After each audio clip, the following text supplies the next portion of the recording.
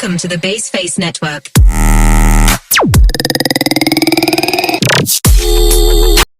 Assalamualaikum warahmatullahi wabarakatuh. Perkenalkan, nama saya Norika, NIM C0B023018, Prodi Manajemen Pemasaran, Fakultas Ekonomi dan Bisnis, Universitas Jambi. Pada kesempatan kali ini saya akan membahas materi perpajakan tentang SPT dan SSP. Dosen pengampu Bapak Wirmi Eka Putra, SE MSI. Materi yang pertama ialah pengertian SPT. SPT adalah surat pemberitahuan, adalah laporan pajak yang disampaikan kepada pemerintah Indonesia melalui Direktur Jenderal Pajak. Ketentuan mengenai SPT diatur dalam Undang-Undang Nomor 28 Tahun 2007 tentang Ketentuan Umum dan Tata Cara Perpajakan.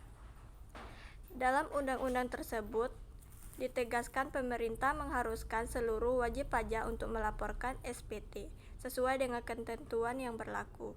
Nah, dalam ketentuan tersebut, secara garis besar kita dapat menyimpulkan fungsi dari SPT adalah yang pertama, melaporkan pelunasan dan pembayaran pajak yang sudah dilakukan baik secara personal maupun melalui pemotongan penghasilan dari perusahaan dalam jangka waktu 1 tahun. Yang kedua, melaporkan harta benda yang dimiliki di luar penghasilan tetap dari pekerjaan utama. Yang ketiga, melaporkan penghasilan lainnya yang termaksud ke dalam kategori objek pajak maupun bukan objek pajak. Macam-macam SPT. Yang pertama, SPT massa, yaitu digunakan untuk melaporkan pajak dalam kurun waktu tertentu atau bulan. Yang kedua, SPT tahunan. SPT tahunan adalah wajib pajak wajib dilaporkan setiap tahun atau pada akhir tahun pajak. SPT tahunan sendiri dibagi ke dalam dua kategori, yaitu SPT tahunan perorangan dan SPT tahunan badan. Fungsi dari SPT. Yang pertama, bagi wajib pajak, SPT memiliki fungsi sebagai suatu sarana untuk melaporkan pertanggungjawaban atas perhitungan jumlah pajak. Yang kedua, bagian pengusaha kena pajak.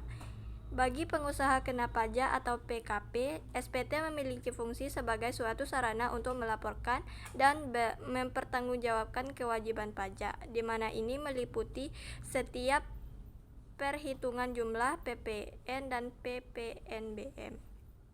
Yang ketiga, bagi pemotongan atau pemungutan pajak.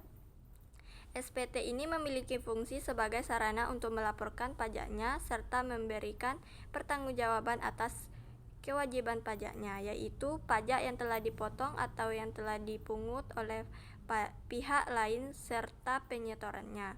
Yang keempat, bagian petugas pajak. SPT memiliki fungsi sebagai suatu sarana untuk menguji kepatuhan wajib pajak. Hal ini ditujukan dalam rangka melaksanakan serta menjalankan fungsi pengawasan. Yang ketiga, pembetulan SPT. Pengertian pembetulan SPT dapat diketahui dalam Undang-Undang Nomor 6 Tahun 1983 tentang Ketentuan Umum dan Tata Cara Perpajakan dan Undang-Undang Nomor 28 Tahun 2007 sebagai perubahan ketiga atas dasar peraturan perubahan SPT tahunan. Cara melakukan pembetulan SPT yaitu sebagai berikut. Yang pertama, pastikan masuk sistem. Tentu saja untuk membuat SPT, pemberitahuan awalnya harus diterima dulu. Yang kedua, lakukan pembetulan. Setelah memastikan SPT lama diterima, saatnya mengisi SPT yang baru. Pembetulan ini bisa kamu lakukan dengan menulis formulir seperti biasanya. Yang ketiga, kirimkan formulir pada KPP. Kirim dokumen pembetulan SPT pada kantor pelayanan pajak. Ada dua pilihan mengirimkannya, yaitu secara offline dan online. Kalau secara online, jika ingin melakukan pembetulan dari jarak jauh, melansir Direktorat Jenderal Pajak, bukan saja aplikasi DJP online. Setelah itu, pilih menu SPT tahunan dan isi pembetulan K1. Kalau jika secara offline, datanglah ke KPP tempatmu terdaftar, formulirmu akan diproses di situ. Yang kedua, kita akan membahas tentang pengertian SSP. Apa sih SSP itu? SSP merupakan suatu bukti pembayaran atau penyetoran pajak yang telah dilakukan dengan menggunakan formulir atau telah dilakukan dengan cara lain ke kas negara melalui tempat pembayaran yang dituju oleh Menteri Keuangan. Fungsi dan jenis surat setor pajak. Yang pertama, surat setor pajak standar. Merupakan surat yang digunakan oleh wajib pajak untuk melakukan pembayaran atau penyetoran pajak yang terutang ke kantor penerima pajak. Penerima pembayaran.